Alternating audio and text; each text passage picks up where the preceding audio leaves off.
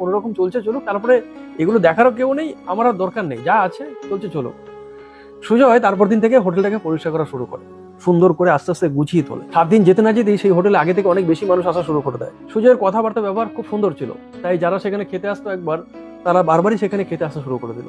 সুজয়ের মালিক আস্তে আস্তে ব্যবসাটাকে আরো বড় করতে শুরু করলো। সমস্যা ভেবে যেতে না যেতে সেই হোটেলে এখন মালিক ছাড়া আরো 3 জন কর্মচারী আছে। প্রতিদিনই প্রায় 100 কাছাকাছি মানুষ খেতে আসে।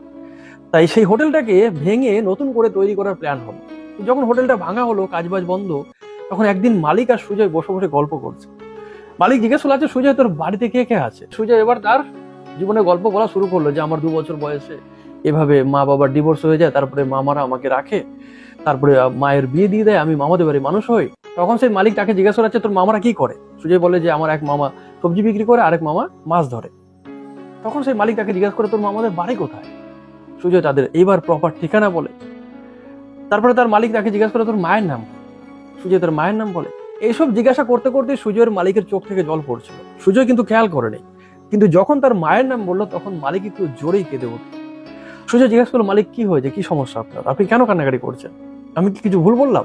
তখন তার মালিক বললো, না রে, তোর জীবনের কষ্ট শুনে আমার খারাপ লাগছে, আমারও এরকম কষ্টের জীবন। সুজয় সবকিছু খুলে বললো যে আমার লাইফে এই ঘটনা ঘটেছে, শেষমেশ মায়ের কাছে গেছিলাম, মা আমাকে পয়সা দিল, আমি নিয়ে আসিনি, রেখে দিয়ে চলে এসেছি, এইভাবে এখানে পৌঁছে গেছে। তখন তার মালিক বললো যে তুই তোর মায়ের পয়সা নিসনি কেন, মায়ের প্রতি ঘৃণা হয়েছে? সুজয় বলছে, আমি জানি না মায়ের প্রতি আমার ঘৃণা না করুণা না দয়া, আমি নিজেও জানি না, আমার মনে হচ্ছে যে এই পয়সাটা আমার দরকার নেই, তাই আমি রেখে চলে এসেছি।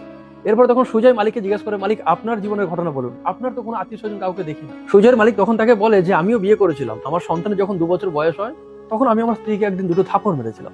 সেই অশান্তি এতটাই বড় আকার ধারণ করে যে শেষমেশ আমাদের ডিভোর্স হয়ে যায়। আমি আমার ছেলেটাকে আমার কাছে রাখার অনেক চেষ্টা করেছিলাম, কিন্তু কোনো কিছুতেই রাখতে পারিনি। কিছুদিন আগে আমার মা বাবা মারা যায়, আমার যারা আত্মীয় স্বজন আছে তারা আশেপাশে কেউ নেই, তারা বহু দূরে আছে, সবাই তারা পয়সাওয়ালা মানুষ, কেউ কারো খোঁজ নেয় না। তো তখন সুজয় তার মালিককে জিজ্ঞাসা করে যে মালিক আপনার বিয়ে কোথায় হয়েছিল? তখন সে মালিক বলে যে এখান থেকে অনেক দূর, তুই চিনবে না। এরপরে মালিক বলে যে সুজয়, তোর একবার তোর মামা বাড়িতে যাওয়া দরকার, তারা তোর জন্য অনেক কিছু করেছে, তুই কখনই তাদের ঋণ শোধ করতে পারবি না, তোর যাওয়া উচিত।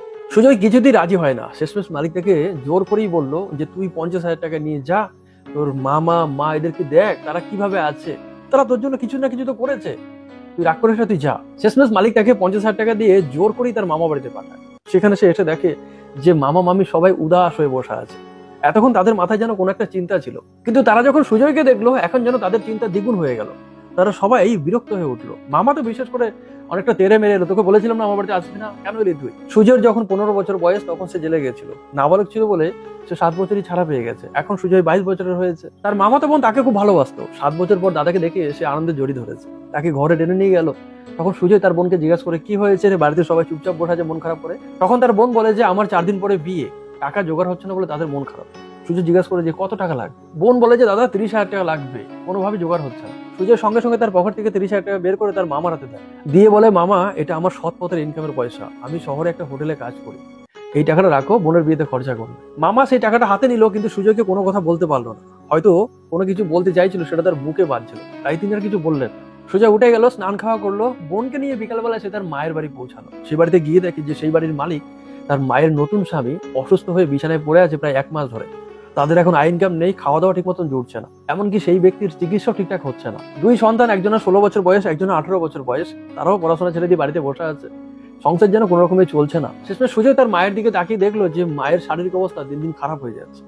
তখন সে সেই ব্যক্তির সামনে তার মায়ের হাতে 20,000 টাকা তুলে দিয়ে বলে যে তুমি ওনার চিকিৎসার ব্যবস্থা করো আর বাজারঘাট করো, আমি প্রত্যেক মাসে তোমাদেরকে কিছু করে পয়সা পাঠাবো। এরপর সুজয় তার বোনকে নিয়ে মামা বাড়ি ফিরে আসে।